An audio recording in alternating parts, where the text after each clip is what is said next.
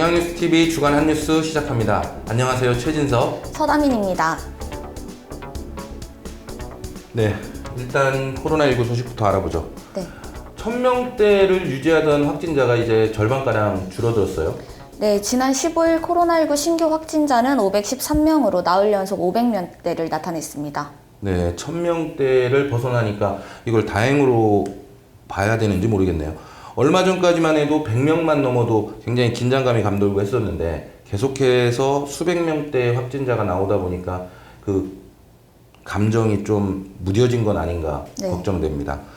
정부의 사회적 거리 두기는 일단 17일 날 끝나는 거죠? 네. 근데 변화가 있을까요?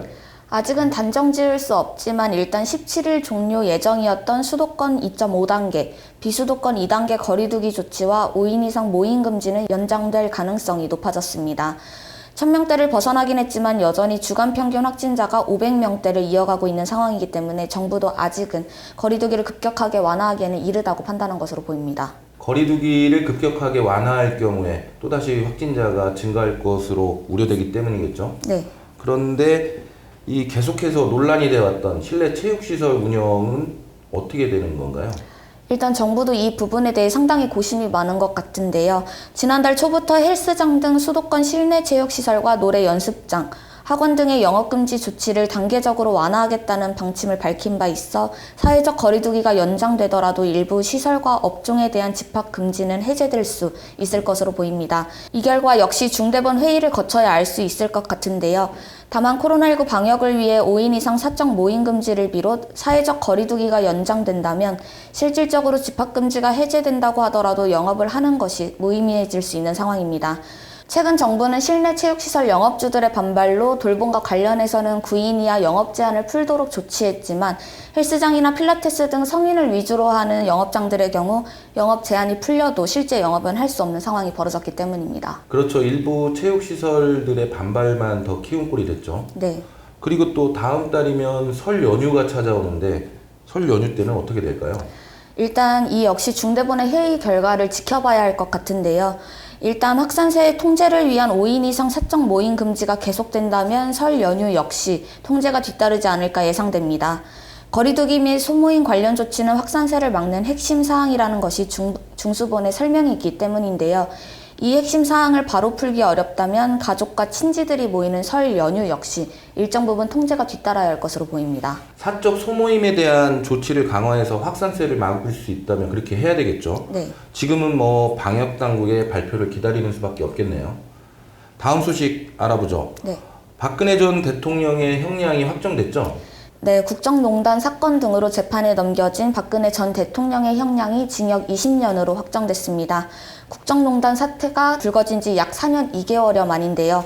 대법원은 국정농단 사태와 관련해 박근혜 전 대통령에게 징역 20년형과 벌금 180억 원을 최종 확정했습니다. 이에 앞서 박 전 대통령은 새누리당 공천 개입 사건으로 이미 징역 2년형을 받은 상태여서 최종 형량은 22년으로 늘었습니다. 네. 이 재판에 박 전 대통령은 출석을 했나요? 그리고 확정된 혐의는 뭐죠? 일단 크게 두 가지로 나눠볼 수 있는데요.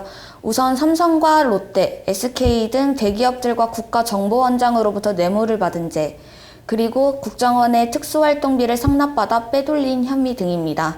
문학의 블랙리스트 관련된 일부 직권남용죄와 최서은 씨와 공모의 기업들에게 K스포츠 재단 출연금을 요구한 혐의 등은 무죄 판단이 유지됐습니다.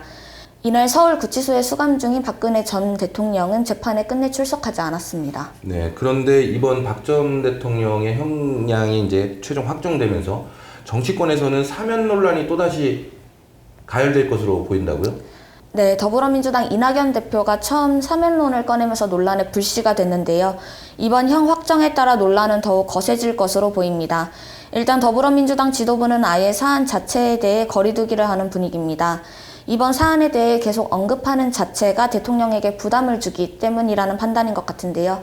또 일부 강성 지지층 사이에서는 촛불 민심을 거스르는 일이라며 강력하게 사면을 반대하고 있어 이 역시 부담이 될 것으로 보입니다. 반면 국민의힘은 박 전 대통령 형 확정으로 법률적 제약이 없어진 만큼 국민 통합을 위해 두 전직 대통령의 사면을 강력히 요구하고 나설 것으로 보입니다. 네, 그러면 이 두 전직 대통령의 경우 특별 사면이 되지 않는다면 언제 출소하게 되는 건가요? 네, 박근혜 전 대통령은 징역 20년형을 확정받으면서 앞서 확정된 징역 2년을 더해 총 22년을 복역하게 되고요. 먼저 형이 확정돼 복역 중인 이명박 전 대통령은 17년을 복역해야 합니다. 이에 따라 박 전 대통령의 경우 가석방이나 사면 없이 형기를 모두 채우게 되면 오는 2039년, 그러니까 87세의 나이로 출소하게 됩니다. 또 지난 2019년 구속된 이 전 대통령의 경우 오는 2036년 96세에 출소할 수 있습니다. 네, 그렇군요. 어쨌든 이제 형이 확정된 만큼 사면 논란이 더 가열될 것이라는 것은 분명해 보입니다. 네. 자, 그럼 이번에는 국제 소식 하나 알아보죠. 도널드 트럼프 미국 대통령이 임기를 일주일밖에 안 남겨놨는데 탄핵됐다죠? 네, 트럼프 미국 대통령은 퇴임이 일주일 남은 지난 13일 탄핵됐는데요. 지지자들이 워싱턴 국회의사당에 난입해 폭력 시위를 벌인 지 일주일 만인데요. 대통령이 임기 중 2번이나 하원에서 탄핵을 당한 건 미국 역사상 처음 있는 일이라고 합니다.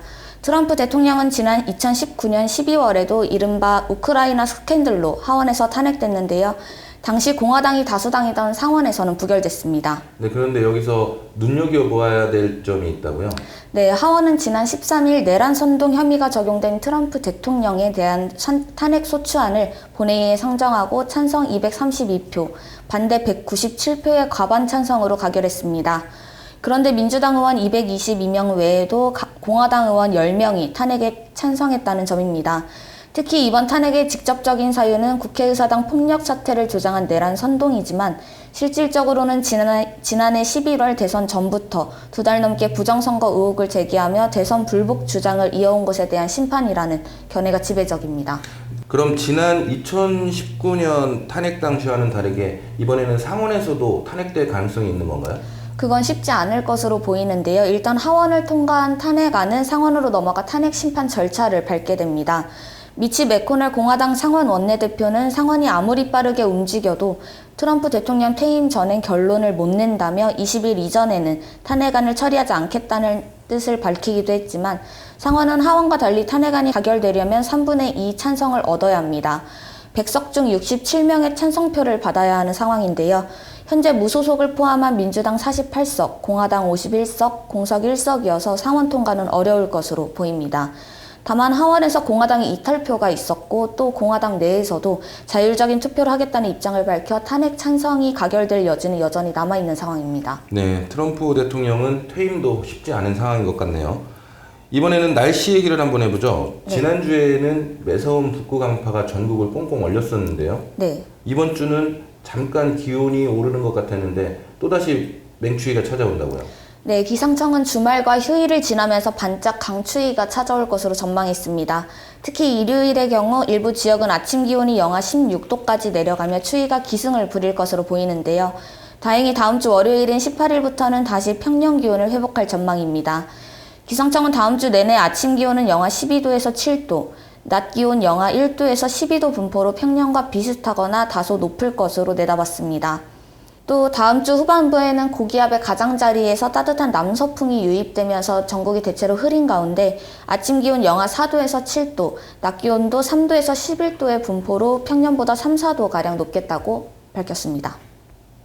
네, 지난주는 정말 뼈가 시리다는 표현이 과장이 아닐 정도로 추웠는데 네. 다음 주는 조금 포근한 한 주를 보낼 수 있을 것 같네요. 코로나19 사태가 진정되기까지 아직도 먼 길을 가야 할 것 같습니다. 아직 안심할 단계가 아니지만 연일 1000명대를 기록하던 확진자가 500명대로 내려오니 일부에서는 다행이라는 말을 많이 하는 것 같습니다. 전 세계 코로나19 사망자가 200만 명을 넘어섰는데도 말이죠. 방역당국도 코로나19 사회적 거리 두기 조정에 나서고 있는 것 같은데요. 정말 지금이 사회적 거리 두기 조정을 논의해야 할 시점일까요? 온 국민이 많이 지친 것은 사실이지만 더 이상 확산되지 않도록 하기 위해서는 지금이 바로 특단의 조치를 취해야 할 시점이 아닌가 싶습니다. 이번 주 주간 핫뉴스는 여기까지입니다.